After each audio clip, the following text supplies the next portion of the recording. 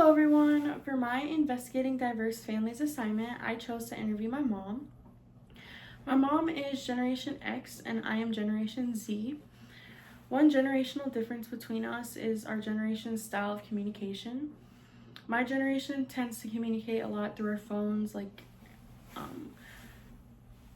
apps like Snapchat, Messenger, Instagram, or just general messaging, whereas my mom's generation tends to communicate more face-to-face and in person. Another generational difference is just the general use of technology.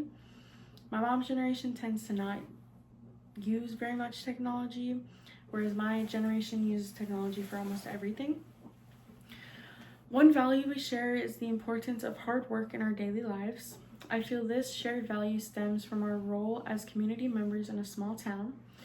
Working hard for your belongings is a shared social norm in small communities across Iowa and South Dakota. One perspective my mother and I share is our view on religion.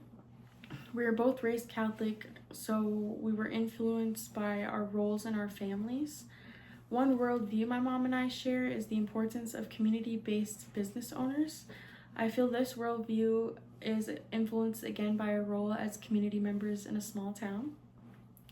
One difference of values between my mom and I is the quality of work we give. Though I feel this depends on each person, there is a rise in laziness, quote, in Gen Z. I feel this stems from the social norms of each individual person's family. One difference in worldviews between my mom and I is the effectiveness of physical punishment. My mom believes physical punishment is an effective punishment and that it delivers positive behaviors. But I believe using physical punishment on a child leaves them to relate anger to violence. I believe this stems from our own generation's social norms at the time.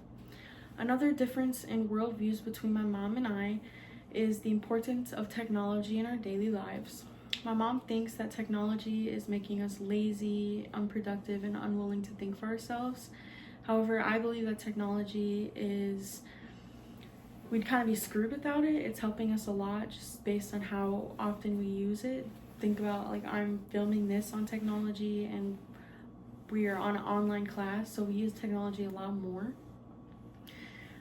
This worldview difference is again kind of based on our social norms at the time in our own generation. One social event my mom told me that shaped her worldview is the space shuttle Challenger crash that happened on live television. She said it kind of helped her realize that there's more going on in the world than just the little bubble of Sheldon, Iowa. One question that I asked that I found intriguing was when the first time she experienced cultural shock was and how she adapted to that.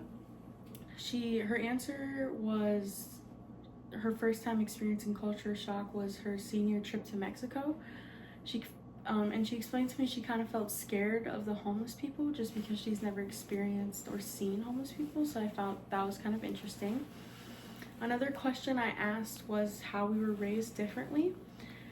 She said me and my brother had a lot more access to information about the world, but other than that, it was pretty much the same, so I found that pretty interesting as well. The third question I found intriguing was how she responded when somebody offended her. I believe this helped me understand generational differences more because in today's generation we tend to accept sticking up for ourselves and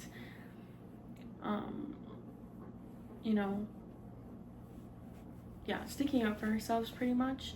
But in her generation it was more accepted to like remove yourself and be fairly quiet when somebody offends you. My takeaway from this assignment is that our generation has greater access to information through the media, good and bad information about our world, and I feel like this leaves us more likely to be persuaded by biased information on world events, whereas in my mom's generation they didn't really have that. They normally got one story about a world event and it was normally very delayed and very brief, so they didn't really have any room for bias or to be persuaded by bias. Thank you for listening, and I'm excited to hear your guys'